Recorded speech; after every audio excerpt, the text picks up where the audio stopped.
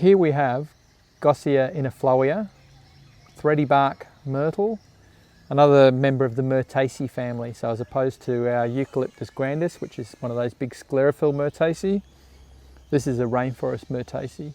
This has always been an understory plant. It's a much smaller plant than any of those eucalypts. These guys are probably lucky if they get up to, say, 6 metres. And this is about a bit of a sad story in itself, in that we're looking at a plant that was probably just holding on in this low light environment as it is, but it's been hit by a disease called Myrtle Rust that arrived in southeast Queensland in 2011. This is a pretty big specimen. It's got a relatively tall, we're up about 3 or 4 metres above us there. It's got the top snapped out of it. It's got a little bit of leaf up there, and it's got these shoots of leaf coming on lower on the stem here. But you can also see last year's growth as well, and that's completely burnt off by the Myrtle Rust, which is pretty much what's happening to this one here. This specimen, in spite of its size, is very vulnerable to the Myrtle Rust. Now luckily there are plants in Mary Cairncross that are showing a bit more resistance than this. The rainforest Myrtaceae, as I said, a lot of them in particular are hard hit by this Myrtle Rust. There is one in here that was only discovered in here probably about 15 years ago.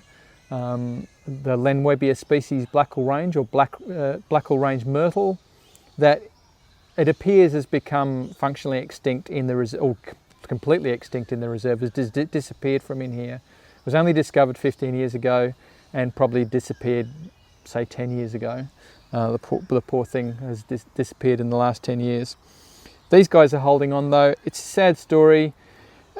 Horticulturally, these were a fantastic plant to have in the garden. Beautiful red foliage when they're out in full sun, but those days are behind us for the time being. Nurseries are trying to breed plants that are Myrtle Rust resistant. That's potentially a hope for the future.